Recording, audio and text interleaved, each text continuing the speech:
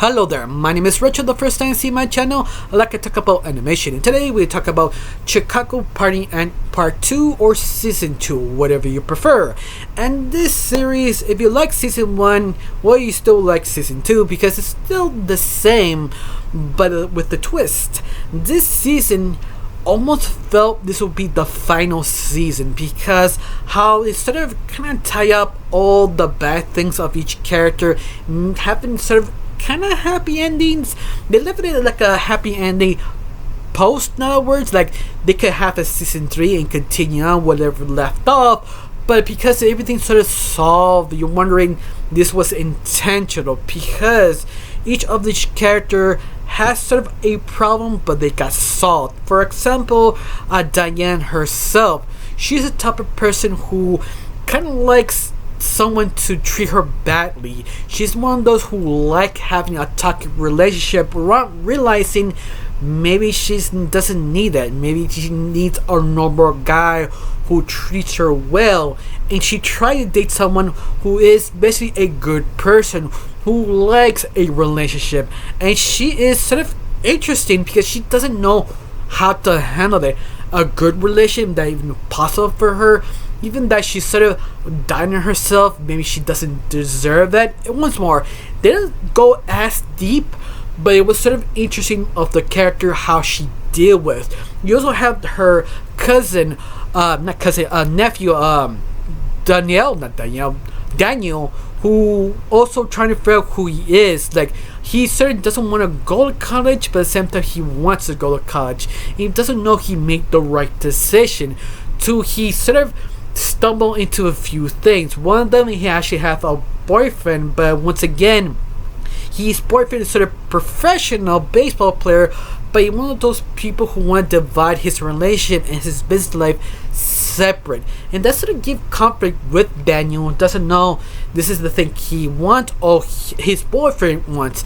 And that's sort of interesting. You also find out what he actually wants as a career, that sort of he wants to be a painter, but the question is if he's talented enough. It's one of those careers that's sort of a very kind of tricky kind of career to play with, because you easily be poor, a peasant trying to get money from somewhere else because your painting is not successful, or you're very lucky it is successful.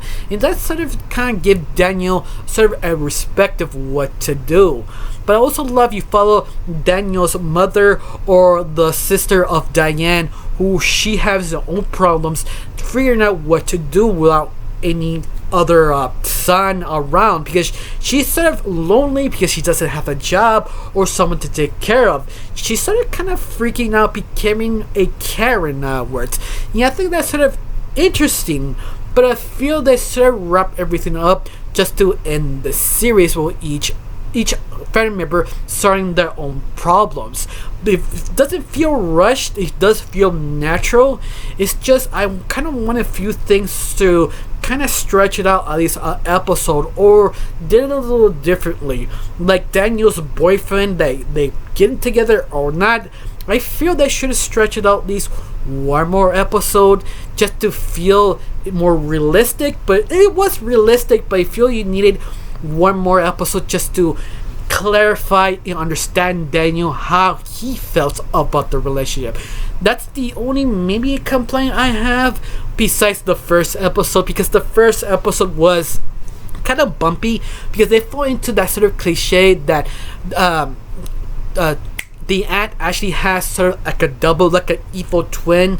Like Diane has this next door neighbor who is exactly like her but 10 years younger, who portrayed her. But once more, that's sort of a sort of sitcom cliche that I feel was not done right, or I didn't feel that was sort of a material plot line. Should be like a B kind of plot line, and Daniel's plot line should be an A, because Daniel's plot line was more interesting because he was sort of freaking out, finding out her second aunt is sort of being unnoticed for people who painting, and Daniel is the artist who had to paint her, but he doesn't know how to deal with.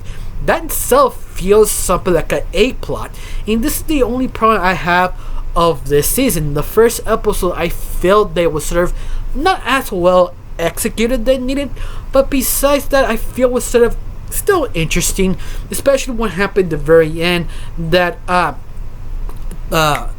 Diane, that she became a business owner with her partner, her manager Barber, that she wanted to sell cream, and she was convinced to sell her cream, but it's a sort of kind of huge commitment. Don't know if they actually can do it or not do it, especially because how Diane is sort of a average Joe, someone who just like to drink and have parties, but not have this sort of high pressure to run a business. But at the same time, she is sort of good at it because she's sort of the hype man, the one who can sell stuff, and her partner, who is her used to be ex-manager, could run all the numbers better than her. It's sort of, I complete him or her because I like that sort of skill. And that is sort of interesting how she sort of deal with it, that she needs to calm down, to be a little bit normal sometimes, not to be crazy, not to be crazy. Once again, I feel this show was doing everything they can the best way possible